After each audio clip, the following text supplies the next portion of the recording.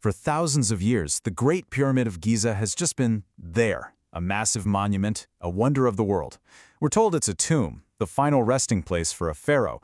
But what if that whole story, the one we all learned in school, is completely wrong? What if it was hiding a secret that's way more powerful? Let's dig in and explore a possibility that's been hiding in plain sight for millennia. So it really boils down to this. Was this incredible structure built just to house a dead king? Or was it actually designed to generate unlimited, clean, wireless energy for an entire civilization? The evidence you'll see might just blow your mind. All right, first things first. Let's take a hard look at the official story, the one that's in all the textbooks, and see why more and more researchers are saying, hang on a second, this just doesn't add up. So mainstream Egyptology is pretty clear on this. They say the Great Pyramid was built around 4,500 years ago to be the grand tomb for Pharaoh Khufu. Simple, right? Case closed. Well, not so fast. You know, when you think of a pharaoh's tomb, you think of Tutankhamun's, just packed with gold, treasures, and incredible artwork covering every single wall. They're like time capsules. But the Great Pyramid? It's the complete opposite. It's bare. No treasures were ever found. There are no hieroglyphs on the walls, and, this is the big one, no mummy of a pharaoh has ever been found inside. For the tomb of a god king, it's suspiciously empty. And the mystery just gets deeper when you start to look at how this thing was actually built. The level of precision is so extreme that it honestly baffles modern engineers today. Okay, get this. The pyramid is aligned to true north with an accuracy of 1/15 of a single degree. That is an insane level of precision. We would have a hard time matching that today, even with all of our lasers and GPS. So the question is, how did they do it thousands of years ago? And the mind-boggling precision doesn't stop there. Its base is massive. It covers 13 acres. But get this, the four sides, each one over 755 feet long, are equal in length to within 99.98% accuracy. That's a difference of less than 2 inches.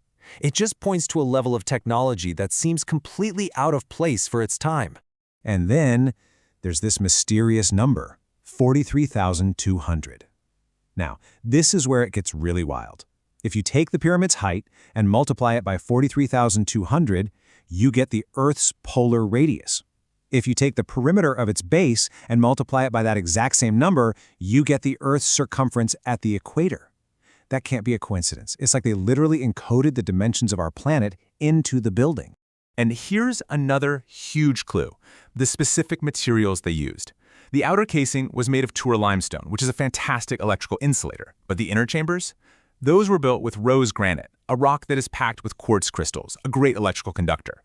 And these stones weren't local. They were hauled from quarries hundreds of miles away, which suggests they were chosen for a very, very specific purpose. So, all these clues lead us to this pretty mind-bending theory. What if the pyramid wasn't a tomb at all? What if it was actually a machine? A massive, ancient power plant built to harness the natural energies of the Earth itself. Now, to understand how this could even work, you need to know about something called piezoelectricity.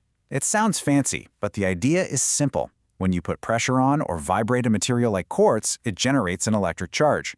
This isn't some fringe idea. We use it in modern tech all the time, from quartz watches to the igniter on your gas grill. And remember, the pyramid's inner chambers are lined with tons of this stuff. So, according to the theory proposed by engineer Christopher Dunn, the whole process went something like this. First, underground water channels created vibrations that resonated with the Earth's natural hum. Then, a chemical reaction in the Queen's chamber would have generated hydrogen gas. That gas would build up huge pressure in the Grand Gallery, which would then squeeze the granite in the King's chamber, creating that piezoelectric charge. This energy was then amplified and, finally, transmitted wirelessly from the very top of the pyramid. And before you write this all off as science fiction, listen to this. In 2018, a team of physicists published a study that confirmed the Great Pyramid shape is actually perfect for concentrating electromagnetic energy inside its chambers. The science is actually starting to show that it's possible. The whole idea of wireless power might sound familiar, right? That's because about a century ago, another brilliant mind had the exact same idea, Nikola Tesla. And when you compare his work to the pyramid, the similarities are just uncanny. I mean, just look at this comparison. It is absolutely remarkable. The Great Pyramid was built on an aquifer, a source of underground water. Tesla's famous Wardenclyffe Tower? He also deliberately built it on an aquifer. Both were designed to tap into the Earth's natural resonant frequency as a power source, and their ultimate goal? It was exactly the same: wireless power transmission for the entire world. So, what happened to Tesla's vision? Well, it's kind of a tragic story. In 1900, the big shot banker J.P. Morgan gave him funding, but he thought it was for wireless communication. A year later, when Tesla revealed his true plan for free wireless power, which would have made Morgan's massive investments in copper and coal totally worthless, Morgan pulled all the funding. The project went bankrupt, and by 1917, the tower was torn down and sold for scrap. This leads us to a really fascinating and, frankly, disturbing question. If this amazing technology existed in the ancient past and then was rediscovered by a genius like Tesla, why isn't it powering our world today? Why did it seem to vanish from history not once, but twice? The theories point to two very different kinds of catastrophes. For the ancients, the evidence suggests a massive natural disaster around 12,000 years ago. Things like the extreme water erosion on the Sphinx point to a potential global flood that could have just wiped their civilization and their technology off the map. In the modern era, the catastrophe wasn't natural at all, it was just business. Free, wireless energy simply wasn't profitable for the people in power. And this quote from Tesla really says it all. His goal was humanitarian. He wanted to lift up the world. But for guys like J.P. Morgan, that vision wasn't progress. It was a direct threat to their bottom line and their control. And so that's what we're left with. The Great Pyramid is still standing, maybe as a silent blueprint, a testament to a powerful technology we lost. If a clean, unlimited source of energy really is possible, an idea that echoes from our deepest past, you really have to ask yourself, what or who is stopping us from achieving it today?